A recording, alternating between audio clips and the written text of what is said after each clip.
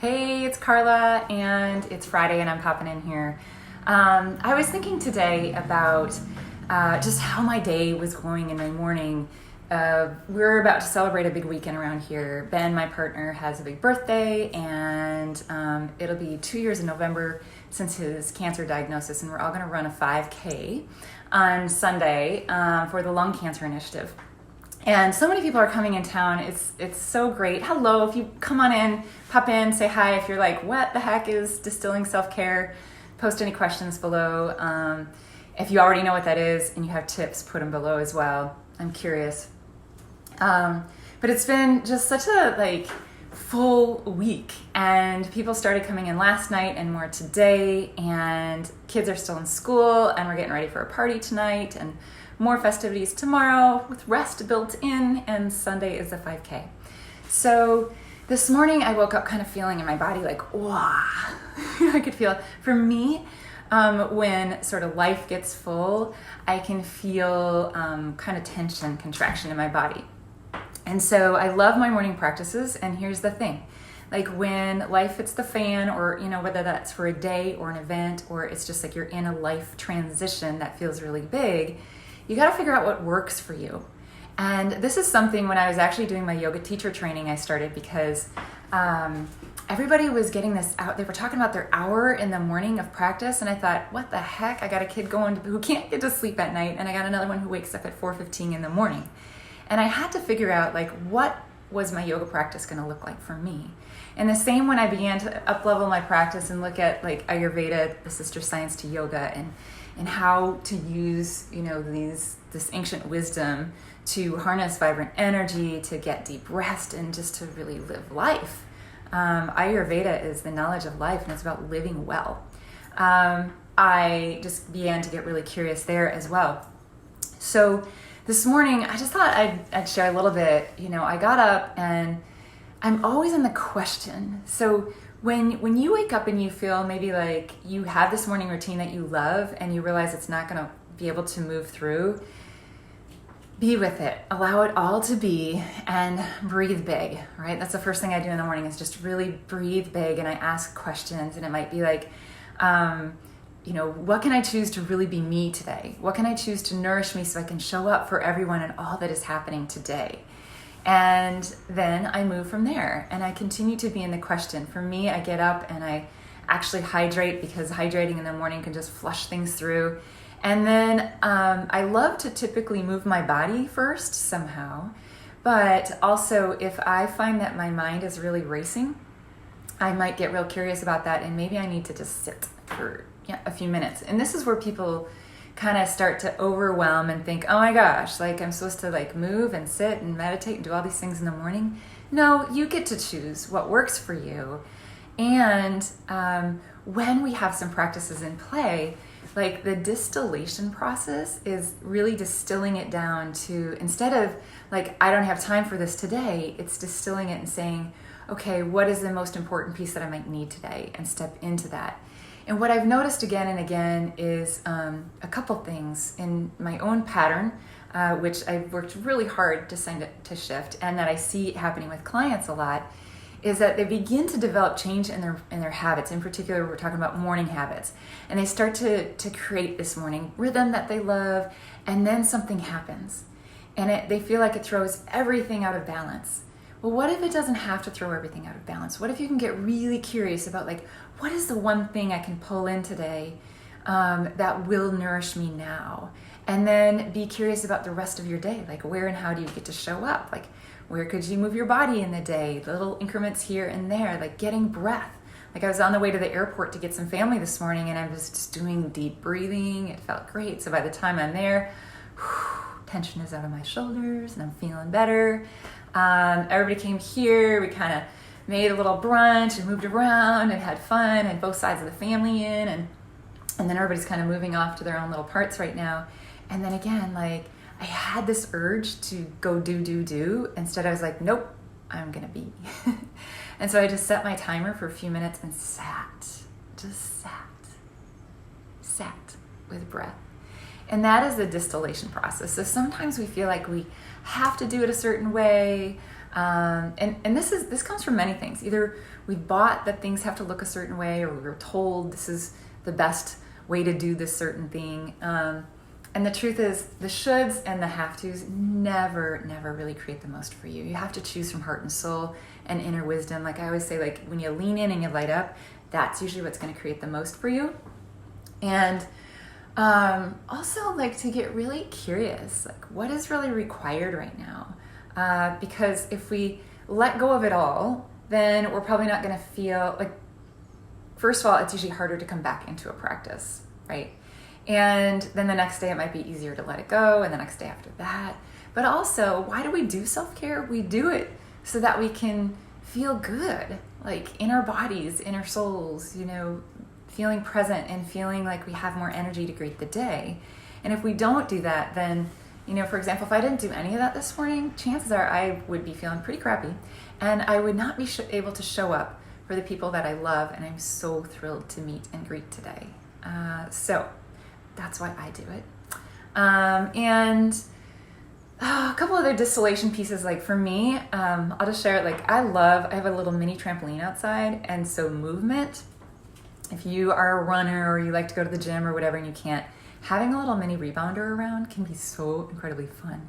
Like I just get on that for a few minutes and keep bouncing. And it's so great to get the lymphatic system going, to get the respiratory system going. I like to jump and twist on it.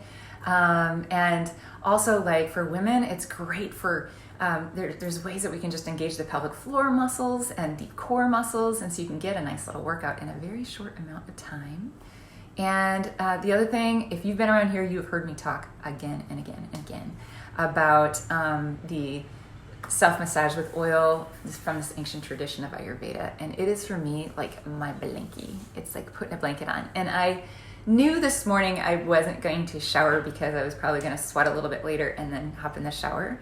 But what I did do was put a little oil on my skin, added a little essential oils in there. Essential oils are fun. If you want to know more, you can go to discoveryourcenter.com and click on oils. I really, over the years, have honed like these energetic tools that I teach in Ayurveda. This is how I approach the oils, and it's how I teach others. So a lot of it is really intuitive, but it was also coupled with a lot of research in the beginning and dancing between, like, what is this oil known for and its benefits, and then what does my body lean into, and playing with this deep inner wisdom. And this deep inner wisdom is what we are going to cultivate in the Root Rise Thrive program, which starts next week. We begin our prep work. So if that lights you up and you just have a sense like stepping deeper into your own self-care, maybe you have this like, you're feeling pretty good about your self-care routine, but you still get like more as possible. This is what I get a lot. There's women who make a lot of healthy choices, really get it, but a lot of it still is sort of pulling in what they feel they should be doing. And so sometimes there's a disconnect. They're not feeling the energy that they really want to feel, and that can then show up in the body. Like the body will gift us information.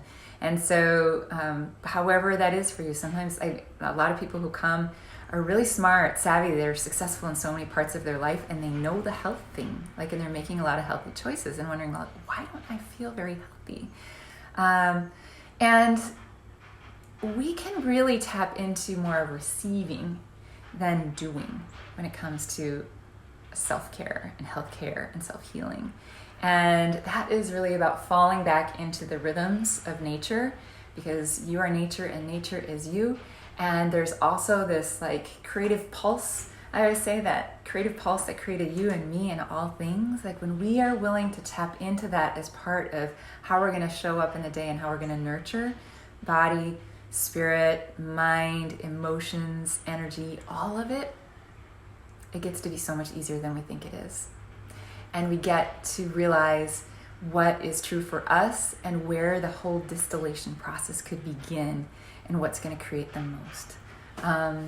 So I always say you don't have to wait for a life crisis. Like this is like, I didn't really start looking at my self-care until I was really sick and I was caring for a lot of other people and not caring for me.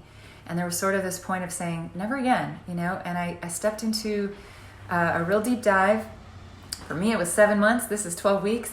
And I've really distilled into 12 weeks, like the most potent practices that I know. through my own experience and of coaching hundreds of women. And we go deep.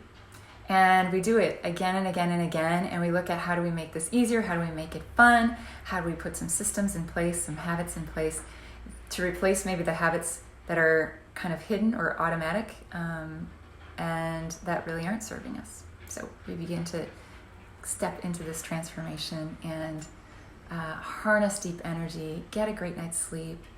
The nervous system, this is really huge, like the nervous system gets to feel relaxed. That's such a big part for me. Because I know for me, my nervous system is really the first place that I feel things when life hits the fan. Like it comes to me in the form of anxiety. And a lot of these practices I do on a daily basis so that when the big stuff happens, then we get to feel more like ourselves through it all. And we have clarity and we feel grounded and we feel connected to ourselves, and we know what's important and what we need so we can show up not just for ourselves but then everybody else around us. And it's such a gift, it really is. I did a series way back called I don't remember what it was right now.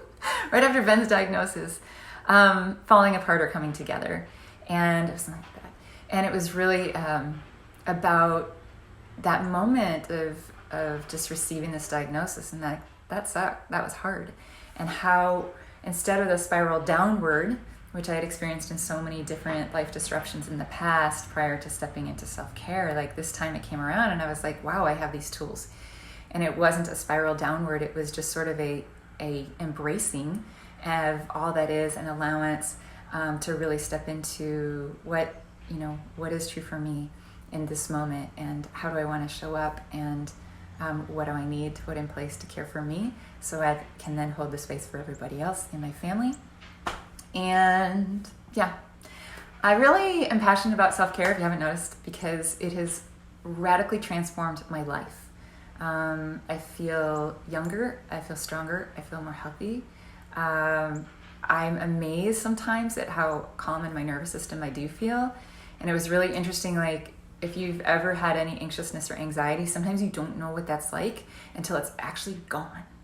And when it's gone, it's like a whole different space and a whole different experience to life. It doesn't mean that it doesn't ever show up or bring itself forward again, but when it does, there's a whole new awareness of like, yes, I see you, and just sort of making space for it and choosing something else. And it doesn't have this grip like it once did, and that is probably one of the biggest gifts for me, I'll say.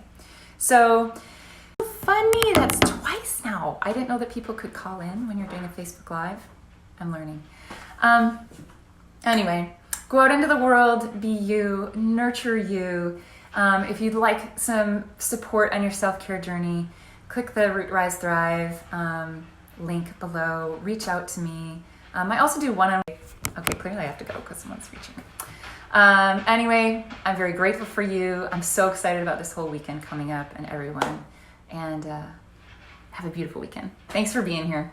Post below whenever you're watching this in the future too. Like, have you ever thought about distilling your self-care practice? What would that look like for you? What has it looked like for you? Or any curious questions you have. I love to read those. Thanks so much. Bye.